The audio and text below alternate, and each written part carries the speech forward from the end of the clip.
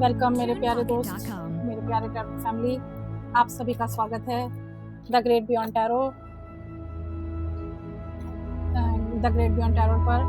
अगर आप पहली बार मेरे इस चैनल पर आए हैं तो वेलकम है, और अगर आप मेरे पहले पुराने व्यूअर्स हैं तो वंस अगेन वेलकम। आज हम सिर्फ 3 कार्ड की रीडिंग निकाल रहे हैं, लेकिन इन 3 कार्ड में से में एक पूरी कहानी छुपी हुई है। बस एक बात याद रखिए, टैरोट गाइडेंस के लिए है। टैरोट हमें गाइड करते हैं, आपकी फ्री विल है और आपके डिसीजन हमेशा सबसे इम्पॉर्टेंट है। तो चलिए देखते हैं हमारे कार्ड्स। 2 ऑफ वैंड्स पहला कार्ड।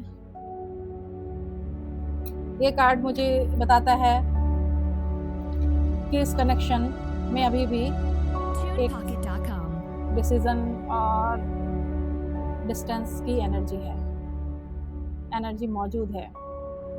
ऐसा लगता है कोई व्यक्ति इस कनेक्शन में को पीछे छोड़कर पूरी तरह आगे नहीं बढ़ पा रहा है, लेकिन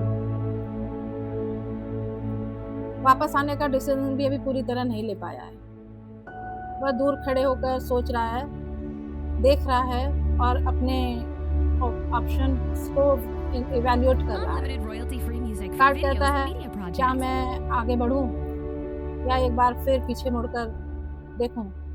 तो अगर आप सोच रहे थे कि सामने वाला बिल्कुल डिफरेंट है, तो कार्ड्स कम से कम इतना ज़रूर बता रहे हैं, यह थॉट और कंसंट्रेशन की एनर्जी मौजूद है, लेकिन अभी एक्शन नहीं, पहले डिसीजन है। पहले वो एक्शन नहीं लेना चाहता, डिसीजन लेना चाहता है। Card queen of swords. अब दूसरा कार्ड बहुत ही इंटरेस्टिंग है, क्वीन ऑफ सोर्ड्स, और यही कहानी थोड़ी इमोशनल हो जाती है, क्योंकि यहाँ हार्ट के साथ लॉजिक और बाउंड्रीज बहुत स्ट्रॉन्ग है। किसी ने बहुत कुछ महसूस किया है, लेकिन अब वह अपने इमोशंस को कंट्रोल करना चाहता है। शायद पास्ट में कोई हर्ट हुआ है, कोई मिसअंडरस्टैंडिंग हुई है, या ऐसी बातें हुई हैं जिसके बाद ट्रस्ट पहले जैसा नहीं रह गया। इसीलिए अब एनर्जी कुछ ऐसी है, मैं तुम्हें याद कर सकता हूँ, लेकिन इसका मतलब ये नहीं है कि मैं अपनी बाउंड्रीज भूल जाऊँ। और अगर आप सामने वाले के बारे में पूछ रहे हैं, तो हो सकता है कि वह अपने इमोशंस को बाहर से बहुत कामली हैंडल कर रहा है। वह कुछ महसूस करे भी तो ज़रूरी नहीं कि वह उसे एक्सप्रेस करे। क्वीन ऑफ सोर्ड्स हमें यह भी बताती है कि अगर इस कनेक्शन में आगे कुछ होना है, तो इस बार सिर्फ इमोशंस काफ़ी नहीं है। ऑनेस्टली, क्लैरिटी और मैच्योर कम्युनिकेशन की ज़रूरत होगी। द चैरियट, और अब आता है हमारा थर्ड कार्ड और फाइनल कार्ड, द चैरियट। और यहाँ रीडिंग अचानक से मोमेंट आ जाता है। हमारी रीडिंग में एक मोमेंट आया है, जहाँ पहले 2 ऑफ वैंड्स में डिसीजन था और क्वीन ऑफ सोर्ड्स में हेजिटेशन और बाउंड्रीज थी।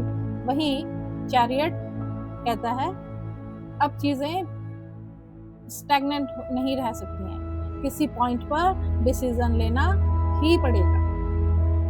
ये मोमेंट हो सकता है कम्युनिकेशन हो सकती है, या फिर कोई व्यक्ति फाइनली अपनी डायरेक्शन चूज कर सकता है। लेकिन चैरियट की सबसे बड़ी बात है कंट्रोल, अपने हाथ में लेना। इसीलिए मैं यहाँ यह नहीं कहूँगी कि कार्ड निश्चित रूप से कहते हैं कि सामने वाला वापस आएगा, लेकिन इतना ज़रूर कहूँगी कि इस कनेक्शन की एनर्जी में मूवमेंट और डिसीजन की पॉसिबिलिटीज स्ट्रांग है। अब सवाल ये है कि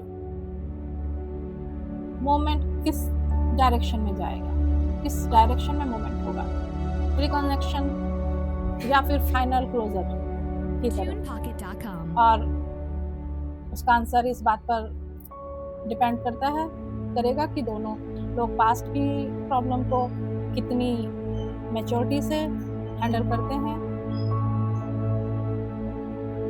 तो अगर मैं इन 3 कार्ड की पूरी कहानी को एक सेंटेंस में कहूँ तो ये कनेक्शन पूरी तरह से इमोशनली डेड दिखाई नहीं देता, लेकिन अभी भी डिसीजन, बाउंड्रीज और पास्ट की क्लैरिटी ज़रूरी है और आगे मोमेंट की एनर्जी जरूर दिखाई देती है।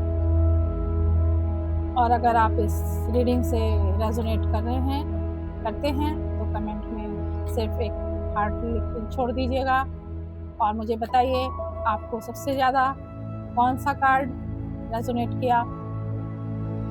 और 2 of wands, queen of swords, the chariot. और अगर आप चाहते हैं कि मैं अगली 3 कार्ड रीडिंग किसी स्पेसिफिक टॉपिक पर करूं तो कमेंट में टॉपिक ज़रूर बताइएगा। अगर आप नए हैं तो चैनल को सब्सक्राइब कर लीजिए और मेरे पुराने टैरोट फैमिली इतने प्यार के लिए दिल से थैंक यू। मैं हूँ उषा और आप देख रहे हैं द ग्रेट बियॉन्ड टैरो।